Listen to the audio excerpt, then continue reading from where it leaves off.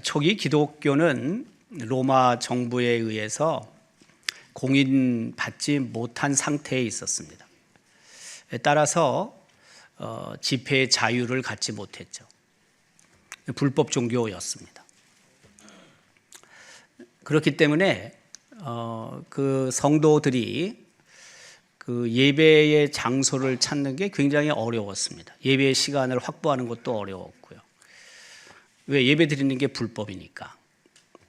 그렇기 때문에 새벽이나 깊은 밤에 동굴에 가서 혹은 지하 묘지에 가서 예배를 드리게 됩니다. 그렇게 된 이유가 좀 있습니다. 초기 교회는 예배를 드리고 식사를 했습니다. 그 식사를 보통 애찬이라고 불렀습니다.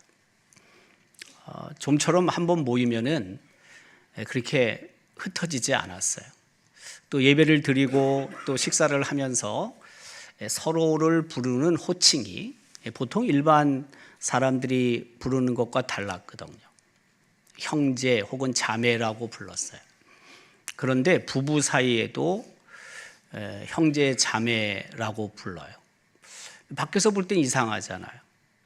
더욱이 예배를 마치고 식사를 한 후에 또 그 후속 프로그램들이 지속이 되는데 그 후속 프로그램 속에서 뭐 좋지 못한 행동을 한다라는 그런 소문들이 퍼져가기 시작한 거예요. 오해죠. 네. 또 하나는 성찬식이 굉장히 좋지 못한 그 소식을 퍼뜨린 데 중요한 역할을 했어요. 그래서 성찬식이 뭡니까? 예수님의 몸을 먹고 예수 그리스도의 피를 마시는 거잖아요. 그렇다고 해서 우리가 진짜 예수 그리스도의 몸을 잘라가지고 먹는 것도 아니고 예수 그리스도의 피를 뽑아서 먹는 것도 아니잖아요. 빵 그리고 즙 그것을 우리는 먹고 마셔요. 그런데 세상 사람들이 볼 때는 그리스도의 몸을 먹고 그리스도의 피를 마신다고 하니 그리스도인들은 사람들을 죽여가지고 살을 먹고 피를 먹는 존재구나 하는 생각을 가진 거예요. 이러한 것들이 기독교를 오해하게 했고요. 그리고 로마 정부 입장에서는 기독교를 불법 종교로 낙인을 찍게 되는 거죠. 그러다 보니까 정말 비밀스럽게 교회가 모일 수밖에 없었어요. 그러다가 313년도에 로마 황제 콘스탄티누스에 의해 기독교가 공인을 받게 돼요. 공인을 받게 된다는 건 무슨 뜻이냐면 신앙의 자유가 이제 공포됐다는 뜻이에요. 자유롭게 모일 수 있고 자유롭게 예배를 드릴 수 있게 됐다는 뜻입니다. 많은 사람들에게 한 300년 동안 교회는 비밀스러운 종교로 취급받을 때가 있었다는 거예요. 사실 기독교의 비밀 혹은 기독교의 신비는 우리의 이성으로는 도무지 이해가 되지 않고 믿음으로만 받아들여지는 진리를 뜻합니다.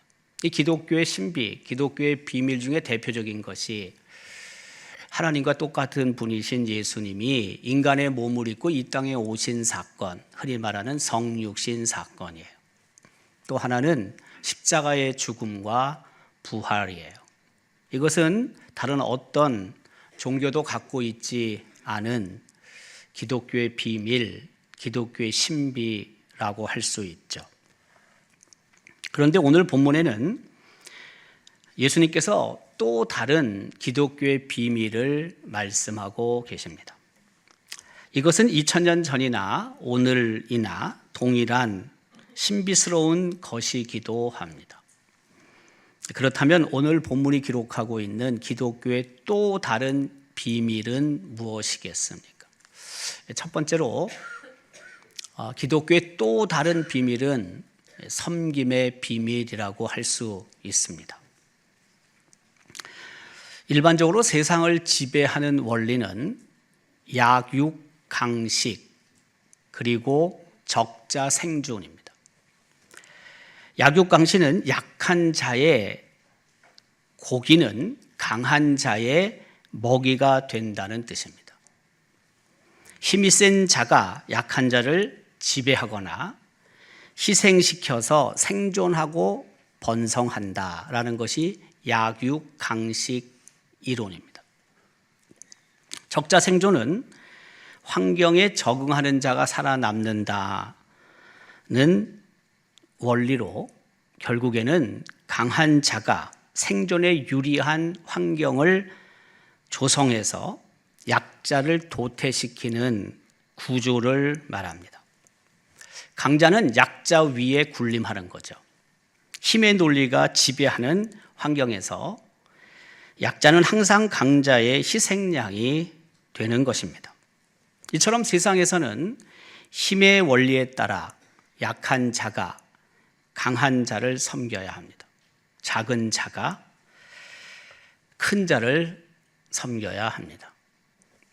그러면 하나님도 이렇게 생각하실까요? 하늘나라도 이와 같을까요? 그렇지 않습니다. 하나님 보시기에 큰 자는 다른 사람을 섬기는 자라고 말씀하고 계십니다. 11절에 이렇게 기록합니다. 너희 중에 큰 자는 너희를 섬기는 자가 되어야 하리라. 섬기는 자가 큰 자라는 것입니다. 우리는 뭡니까? 섬김을 받는 자가 큰 자입니다. 세상은 그렇게 다 생각합니다. 그러나 하나님께서는 그렇게 말씀하고 계시지 않습니다. 본문이 우리에게 주는 첫 번째 기독교의 또 다른 비밀이 바로 이 섬김의 비밀이라는 것입니다. 섬김의 비밀은 다른 말로 섬김의 능력이라고도 할 수가 있습니다.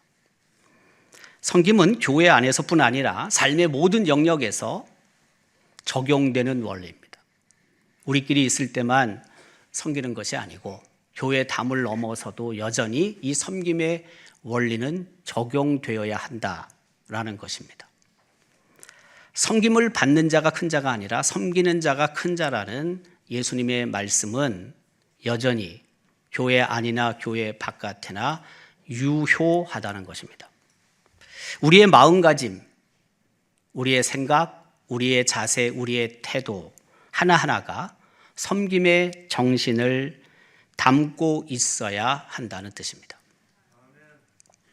세상은 섬김을 받는 자를 큰 자로 생각합니다. 그러나 하나님은 섬기는 자를 큰 자로 인정하십니다. 하나님이 인정하시는 큰 자는 섬김을 받기보다는 섬기는 사람이라는 것을 우리는 늘 기억하며 살아야 합니다. 그런데 섬김은 약함이 아니라 능력입니다. 섬김은 단순히 남을 돕는 행위를 넘어서 하나님의 능력과 사랑을 세상에 나타내는 능력입니다. 그런데 이 섬김은 자신을 내려놓을 때 시작이 됩니다. 우리가 잘 알고 있는 본회포 목사님은 섬김에 관해 이렇게 말합니다. 섬김을 배우고자 하는 자는 먼저 자기 자신이 아무것도 아니라는 것을 배워야 한다. 자신을 내려놓을 때 섬김이 시작될 수 있고 그 섬김의 삶을 살 때 하나님이 큰 자로 인정하신다는 것입니다. 249년부터 한 13년 동안 유럽에 역병, 전염병이 휩쓸고 지나갔습니다. 한 13년 동안. 기록을 보면은 이게 정확하게 어떤 전염병인지는 잘 모르지만 학자들이 이게 추적해 들어가서 살펴보니 연구해 보니 홍역이었을 가능성이 가장 크다라고 말을 합니다. 홍역을 경험해 보지 못한 지역에서는 면역력이 없기 때문에 아주 심각했습니다. 많은 사람들이 죽었습니다.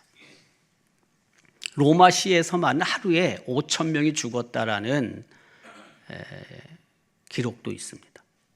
우리가 잘 알고 있는 이집트의 북쪽이 지중해인데 그 지중해에 바로 붙어 있는 알렉산드리아라는 도시가 있죠.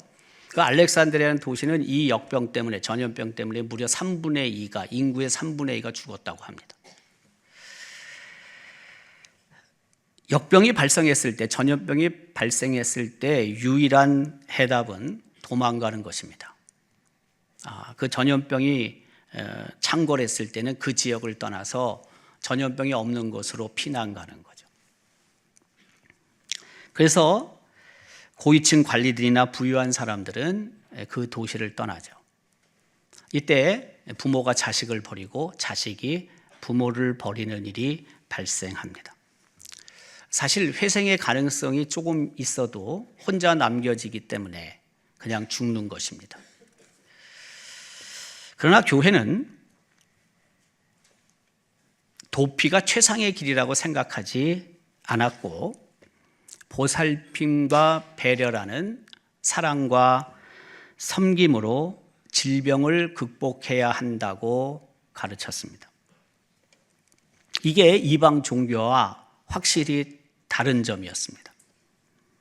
사실 이때는 로마 황제가 기독교를 아주 조직적으로 박해할 때입니다. 그럼에도 불구하고 교회는, 기독교는 이 역병에 걸려있는 사람들, 전염병에 걸려있는 사람들을 돌보기 시작했습니다. 260년 도에 로마의 교황이고 로마 교구의 주교였던 디오니시우스는 부활절 설교에서 이렇게 당시 상황을 말하고 있습니다. 우리 형제 그리스도인 대부분은 무한한 사랑과 충성을 보여주었으며 한시라도 몸을 사리지 않고 상대방을 배려하는 데 온 힘을 쏟았습니다. 그들은 위험을 무릅쓰고 아픈 자를 보살폈고 그들의 모든 필요를 채워주었고 그리스도 안에서 그들을 섬겼습니다. 그리고 병자들과 함께 평안과 기쁨 속에 생을 마감했습니다. 그들은 환자로부터 병이 감염되자 그 아픔을 받아들이고 고통을 감내했습니다. 많은 이들이 다른 이들을 간호하고 치유하다가 사망을 자신에게로 옮겨와 대신 죽음을 맞았습니다. 이게 260년 로마의 한 교회에서 주교가 한 설교의 내용입니다. 당시 로마는 홍역으로 몸살을 앓고 있던 때, 수많은 사람들이 죽어갈 때입니다. 자신도 감염되어 죽을 수 있는 환경 속에서 형제 사랑을 실천했는데 이것은 다른 종교와는 전혀 다른, 상상할 수 없는 일이었다는 것입니다. 모든 치료가 중단된 상태에서 가장 기본적인 돌봄만으로도, 간호만으로도 사람들이 소생할 수 있었는데, 예를 들면 물을 준다든지 음식을 준다든지 이런 기본적인 돌봄만으로도 적지 않은 사람들이 다시 일어날 수 있었는데 이미 다 버리고 떠났기 때문에 이것을 못했고, 이 일을 남아있던 그리스도인들이 상당 부분 했다는 것입니다. 기독교에 대한 이미지를 확 바꿔놓은 사건이 되었습니다. 그리스도인들이 베푼 사랑과 섬김은 많은 사람들을 예수 믿게 만들었고, 그리고 교회의 부흥에 크게 기여했다라고 학자들은 평가합니다. 교회는 지극히 작은 자에서 은혜로 큰 자가 되었습니다. 그리고 결국에는 교회가 공인되게 되는 거죠. 이런 것들이 모아져서 로마 정부가 기독교를 공인하게 되는 겁니다. 섬김의 비밀, 섬김의 능력으로 인해 기독교가 지하에서 지상으로 나올 수 있게 된 겁니다. 한 기자가 쓴 기사를 읽었습니다. 제목은 몰랐다. 기독교인들이 남몰래 하는 일이라는 제목입니다. 이 기자는 기독교를 몹시 불편하게 생각한 무신론자였습니다. 그는 2014년부터 10년 동안 입양 관련 취재를 했다고 합니다. 그리고 10년 동안 국내 입양 관련 취재를 하면서 기독교에 대한 인식이 크게 바뀌게 됐다라고 그는 고백을 합니다. 자신이 취재를 시작한 이후 어디를 가든 그리스도인을 만났다고 회상합니다. 국내 입양 실태를 조사하면서 교회의 필요성을 인정하게 됐다고 고백합니다. 입양아에 대한 시선이 절대적으로 부정적인 우리나라 현실에서 입양에 적극적인 태도를 보이는 사람들은 언제나 그리스도인들이었다라는 것을 깨닫게 됐다라고 그는 쓰고 있습니다. 입양에 관한 취재를 하면서 어디를 가든 누구를 만나든 기독교가 있었다. 한국 내 입양 부모 중 기독교인 어머니의 비율은 전체 92.9%, 이 중 개신교가 78.9%이며 아버지가 성직자인 경우는 17.7%이다. 이 통계가 아주 정확한지는 잘 모르지만 우리나라에서 입양하는 사람들의 정말 대다수는 그리스도인이다 라는 것을 이 취재한 기자가 알게 되었고, 그래서 기독교를 인정하지 않을 수 없게 됐다라고 그는 고백하는 것입니다. 오늘이 3월 15일인데 4일 전 3월 11일 미국 설문조사 기관인 라이프웨이 리서치는 미국 개신교 그리스도인들이 섬김과 봉사를 어떻게 생각하고 어떻게 하고 있는지를 발표했습니다. 4일 전입니다. 그리스도인들은 예수님께서 말씀하신 황금률,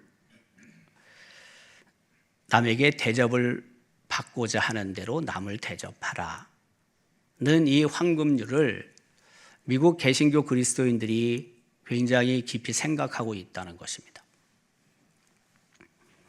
하나님께서 주신 영적인 은사를 성도들에게, 다른 이웃들에게 유익이 되게끔 그 은사를 주셨다는 것을 깨닫고 주변에 있는 사람들에게 그 은사를 가지고 섬기고 봉사하고 있다라고 답한 비율이 무려 68% 정도가 됩니다.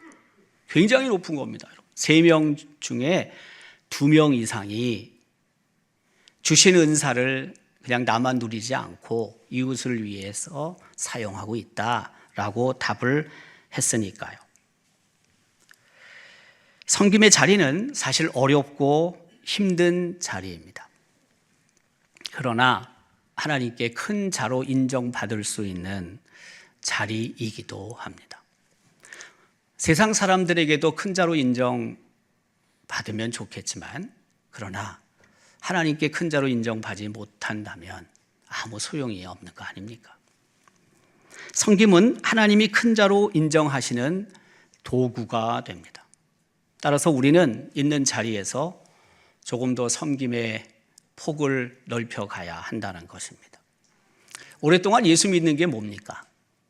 오랫동안 예수 믿으면 우리가 더 성숙한 그리스도인이 되고, 성숙한 그리스도인이라는 것은 더 하나님을 사랑하고 그리고 이웃을 사랑하되 그 섬김의 삶을 살아가는 것 아니겠습니까? 이번 사순절 기간뿐만이 아니라 우리의 남은 삶이 더욱 섬김의 삶을 살아 하나님께서 큰 자로 인정하시고 그래서 하나님의 뜻을 이루는 거룩한 도구들이 될 수 있기를 주님의 이름으로 기원합니다. 두 번째로 기독교의 또 다른 비밀은 겸손의 비밀입니다. 섬김이나 겸손 다 좋아하지 않습니다. 세상 사람들은요. 근데 하나님께서는 이 섬김과 겸손을 참 좋아하십니다. 그리고 섬김과 겸손이 엄청난 능력이 있다는 것을 또 말씀하고 계십니다. 자신을 높이는 사람은 하나님의 은혜를 경시하고 자신의 능력, 지식, 지위 등을 과시하고 자랑하려는 경향이 있습니다. 그런데 스스로를 높이는 교만은 결국 낮아지게 됩니다. 자신을 낮추는 겸손한 자는 하나님에 의해 높임을 받게 된다고 본문 12절은 기록하고 있습니다. 누구든지 자기를 높이는 자는 낮아지고 누구든지 자기를 낮추는 자는 높아지리라. 우리는 그렇게 생각합니다. 나의 높음과 낮음, 그것은 내 자신의 능력에 따라 달려 있다고 생각합니다. 그런데 하나님은 그렇게 말씀하시지 않습니다. 우리의 높음과 낮음은 하나님의 주권에 달려 있다는 것을 오늘 본문에서 말씀하고 계신 것입니다. 인간의 높음과 낮음은 전적으로 하나님께 달려 있고 인간에 의해서 획득되는 것이 아니다라고 말씀하고 계십니다. 이것이 기독교가 말하는 겸손의 비밀입니다. 스스로 겸손하게 낮추는 자를 하나님께서는 모른 척하지 아니하시고 외면하지 아니하시고 높이 세워주신다는 것입니다. 하나님께서는 특별히 교만한 자리에 앉은 자들을 끌어내리시겠다고도 말씀하십니다.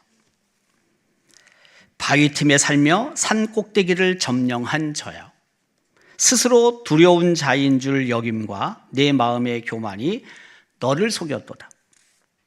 내가 독수리같이 보금자리를 높은 데에 지었을지라도 내가 그리로부터 너를 끌어내리리라. 산 꼭대기에 요새를 졌어요. 누가 감히 쳐들어오겠어요? 공격하겠어요? 교만해진단 말이에요. 그런데 하나님께서 그렇게 교만한 사람들을 끌어내리시겠다고 말씀하십니다. 예수님은 지극히 겸손하신 분이셨습니다. 겸손은 하나님을 전적으로 의지하고 하나님께 맡기는 것을 뜻합니다. 예수님은 하나님의 모습을 지니셨지만 하나님과 동등함을 당연한 것으로 여기지 아니하셨습니다. 오히려 자기를 비워 종의 모습으로 사람과 같이 되셨습니다. 그는 사람의 모양으로 나타나셔서 자기를 낮추시고 죽기까지 순종하셨습니다. 그 십자가에 죽기까지 말입니다. 그때 하나님께서 그를 지극히 높이십니다. 모든 이름 위에 뛰어난 이름을 그에게 주셨습니다. 그래서 하늘과 땅 위와 땅 아래 있는 모든 것들이 예수님의 이름 앞에 무릎을 꿇고 모두가 예수 그리스도는 주라고 고백하며 하나님 아버지께 영광을 돌리게 하셨습니다. 예수님께서는 스스로 겸손히 낮추셨을 때 하나님께서 하늘과 땅 위와 땅 아래에 있는 모든 것들이 예수님 이름 앞에 무릎 꿇게 하셨던 것입니다. 교만한 자는 하나님이 없다 하지만 겸손한 자는 하나님을 경외합니다. 하나님은 교만한 자를 낮추시고 겸손한 자를 높이십니다.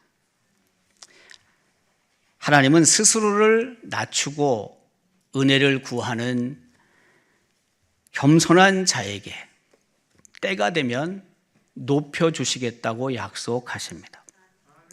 그러므로 하나님의 능하신 손 아래에서 겸손하라. 때가 되면 너희를 높이시리라. 이것은 그리스도인들이 잊지 않아야 될 겸손의 비밀입니다. 겸손의 능력입니다. 그럼에도 불구하고 나를 높이고 싶은 욕망을 꺾고 낮추는 일이 참 어렵습니다. 혹 여러분 서서평이라는 선교사님 이름을 들어본 적이 있습니까? 천천히란 뜻입니다. 또 서서평, 차분하게란 뜻입니다. 평화롭게라는 의미입니다. 이 서서평 선교사님은 1912년도 우리나라에 오신 간호사입니다. 선교사입니다. 이분은 주로 호남 지역에서, 광주 지역에서 사역을 했습니다. 한국에 와서 참 겸손하게 낮아진 모습으로 살았습니다.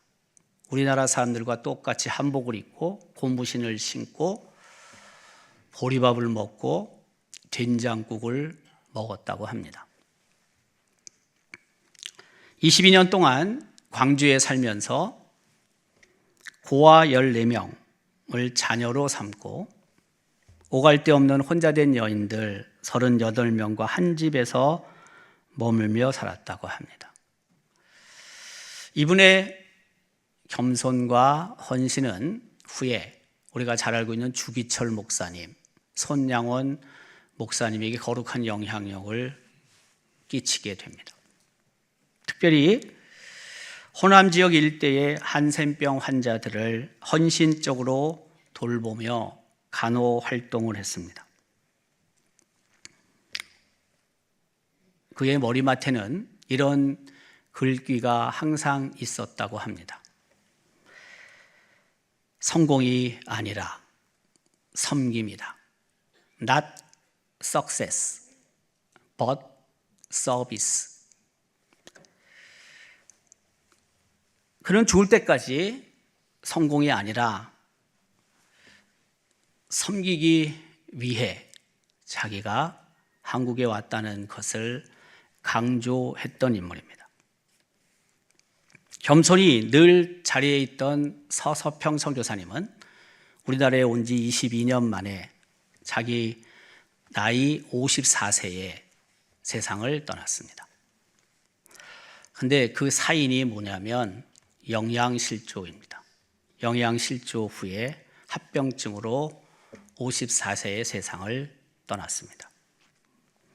하나님께서는 이 서서평 선교사님을 높여주셨습니다. 광주시에서 처음으로 시민사회장 장례식을 결정했고요. 그리고 시민들이 너무 많이 장례식에 찾아와서 무려 12일 동안 그 장례가 지속이 되었다고 합니다. 아마 제가 생각할 때 이분이 살아계셨으면 장례도 못하지만 살아계셨으면 그 시민사회장도 거부했을 가능성이 높습니다. 10일 동안 장례식을 한다고요? 노했을 겁니다. 그러나 살아남은 사람이 결정한 겁니다. 장례식에는 한센병 환자들을 비롯한 수많은 시민들이 장례 행렬을 뒤따르면서 어머니를 외치며 오열했다고 합니다. 22년 동안의 삶, 섬김의 삶, 겸손한 삶. 그가 죽었을 때 이런 일이 발생할 거라고 생각한 사람은 아무도 없습니다. 그런데 하나님께서 겸손히 산 서서평 선교사님을 높여주신 겁니다. 우리는 높아지는 것을 좋아합니다. 사람들은 그래서 바벨탑을 쌓습니다. 사람들은 하늘 꼭대기까지 무너질 탑을 쌓고 하나님을 떠나 자신의 이름을 내려고 합니다. 창세기 11장에는 바벨탑 사건을 기록하고 있습니다. 그때 하나님께서는 바벨탑을 무너뜨리셨습니다. 하나님은 높아지려는 자를 낮추시는 분이십니다. 그리스도인은 언제나 이 사실을 기억하고 겸손히 낮은 자리로 내려가야 합니다. 하나님은 겸손한 사람을 좋아하실 뿐만이 아니라 겸손한 사람을 위해 행동하시기 때문입니다. 존 웨슬리는 매일 아침 자신을 하나님 앞에 낮추는 습관이 삶을 변화시킨다라고 말한 바 있습니다. 이것은 다른 게 아닙니다. 우리 삶의 영역에서, 가정에서, 직장에서 혹은 교회 안에서조차 자신을 높이려는 마음이 자꾸 생기면 그때마다 잠시 멈추어 서서 겸손을 요구하시는 하나님을 바라보아야 한다는 것입니다. 그때 교만을 멀리할 수 있습니다. 교만을 피할 수 있습니다. 겸손히 내 자신을 낮출 수 있습니다. 하나님께서 인정하시는 큰 자가 되기를 원하십니까? 세상이 부러워하는 큰 자가 되기를 원합니까? 하나님이 인정하시는 큰 자가 되기 위해서는 약육 강식과 적자 생존의 세상 원리로부터 멀리해야 합니다. 하나님이 큰 자로 인정하시는 도구가 섬김임을 기억하고 지금보다 더욱 섬기는 자로 살아야 합니다. 또한 스스로 높이는 자는 결국 낮아지게 되고 하나님은 자신을 낮추는 겸손한 자를 높이시는 분임을 잊지 말아야 합니다. 날마다 교만을 내려놓고 겸손히 낮은 자리로 내려가서 하나님이 원하시는 참된 그리스도인으로 살 수 있기를 주님의 이름으로 기원합니다.